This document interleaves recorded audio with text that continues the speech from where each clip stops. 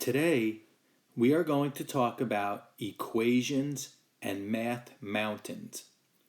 An equation is typically written from left to right or horizontally. Look at the example. 80 is equal to 50 plus 30. 80 is considered our total or sum, while 50 and 30 are considered addends, numbers that we add together. A math mountain, on the other hand, begins at the top with the total or sum and is written vertically or works its way down. This particular math mountain begins with 80 and is broken apart into 50 and 30. Once again, the 50 and 30 are considered addends. Let's examine our original equation and math mountain, which is 80 is equal to 50 plus 30, and discuss some other equations that would be associated with it. Our first equation associated with the original equation is 80 is equal to 30 plus 50. In this equation, we begin with the sum or total 80 and display how that is equal to 30 plus 50. Our second example associated with our original equation is 50 is equal to 80 less 30.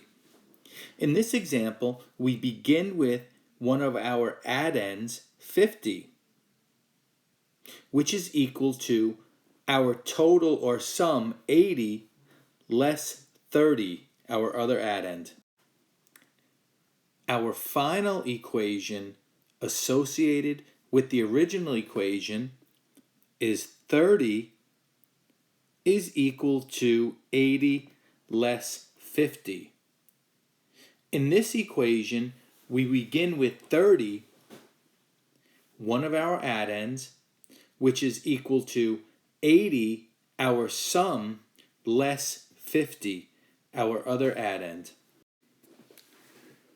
Let's generate 8 equations associated with the following math mountain. 4 using addition and 4 using subtraction.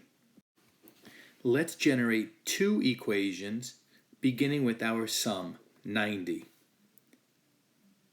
90 is equal to 60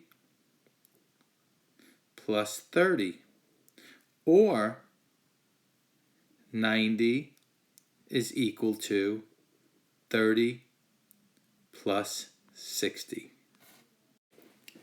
Our next 2 equations using addition should begin with our addends. For example, 30 plus 60 is equal to 90, and 60 plus 30 is equal to 90. Let's continue by writing 4 more equations associated with our math mountain using subtraction. We'll begin with our sum or total, 90, and subtract 60, which is equal to 30.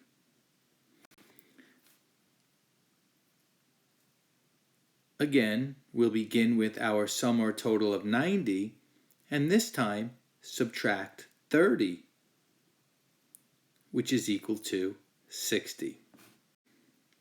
Our final 2 equations will begin with addends. 60 is equal to 90 less 30, and 30 is equal to 90 less 60. All 8 of these equations are associated with our original math mountain. Finally, let's apply equations and math mountains to problem solving. There were 70 people at the park. 40 were playing baseball. The others were playing softball. How many were playing softball? Use a math mountain to solve. Taking a look at this example, let's circle some of the important information. We begin with 70 people at the park. And 40 of them were playing baseball. I know that 70 people represents my sum or total, while 40 represents a part. The other part is represented by the others playing softball, which is our question mark. So our math mountain is going to begin with our sum or total of 70 and will consist of 40 and our missing number, which represents the number of people playing softball. Based on our math mountain, we can also write an equation to help us solve the problem. We begin with our total or sum, which is 70, representing the total number of people at the park. We know that 40 were playing baseball, and the rest, or others, were playing softball. Therefore, 70 is equal to 40 plus something. One way to determine the number of people playing softball is to begin with the total number of people at the park, which was 70, and subtract the number of people playing baseball, which is 40, to determine how many people were playing softball.